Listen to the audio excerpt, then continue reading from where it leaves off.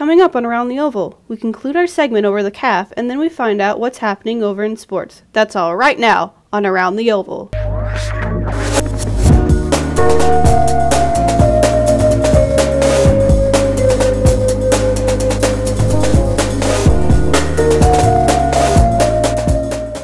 Weeks ago, we talked about the changes that were made regarding food services.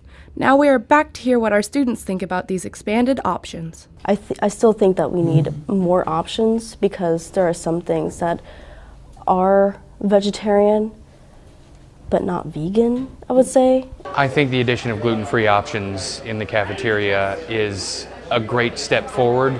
I came to USAO in a time where students who couldn't eat gluten were really just out of luck and had to be exempted from their meal plan with a special exception because there was nothing here for them.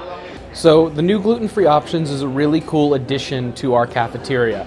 As someone who's went to a different college and then moved here, it's really unique to see a staff that is willing to take that extra step to have certain pans that are only used for gluten-free things and also certain utensils that are kept purposely clean to make sure there's no cross-contamination. They kind of keep it very safe by separating things and by keeping things separate and always making sure that no contamination happens. With a fair number of students requiring a special diet, it is important to accommodate them in the CAF. Thankfully, our university listens to its students and is willing to make these changes, even if it is only for a fairly small group of people. Reporting for Around the Oval, I'm Bailey Upchurch.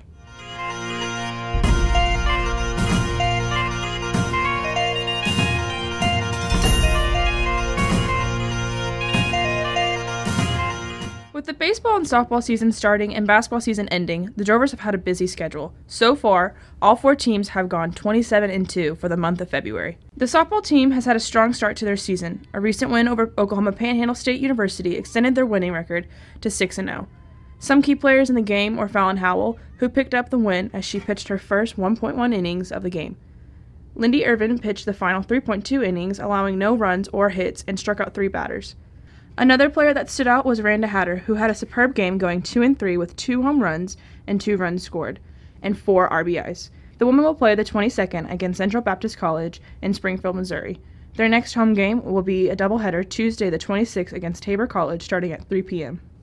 The baseball team has also had a strong start to their season with the record so far of 13-1. Some standout players are PJ Garcia, who earned Player of the Week.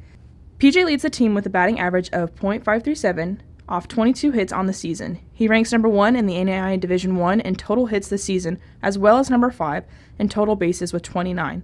The men also had their first home run from Alvin Alamo against Hastings College Saturday, February 16th. Rudy Gonzalez also threw 9.2 innings against Bellevue University, giving up 2 runs and striking out 9. Here's what he had to say about the game and what's to come this season. So when I pitched, I just went up there with a mindset of dominating and just throwing strikes and making sure that I was getting outs. That was the most important part. I made sure that we were always together as a team, making sure everyone was on the same chapter, same page, making sure that we're doing all the plays we can and executing up there.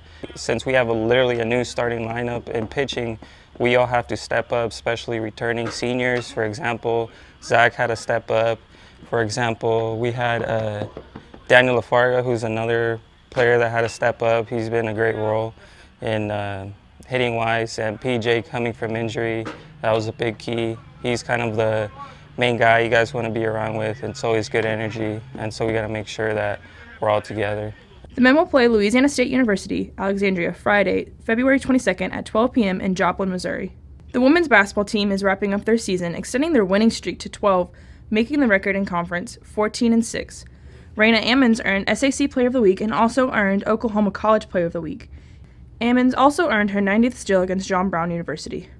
Vivian Holcomb leads the team in points and also earned her 17th double-double of the season against John Brown. Women will be back on court Thursday to play against Oklahoma City, and their last home game will be the 23rd against Southwestern Christian University at 2 p.m. in the USAO Fieldhouse. The men's basketball team has extended to a 4-game winning streak after a tough win against John Brown. Gino Artisan had the buzzer-beating tip-in to give the men a score of 72-71. This win earned the men the second place slot for conference. Dedrian Palmer goes into the next game with 9 double-doubles, and Gino Artisan has 4 double-doubles. The men will also be home the 23rd for senior night against Southwestern Christian. Reporting for Around the Oval, I'm Haley Allen.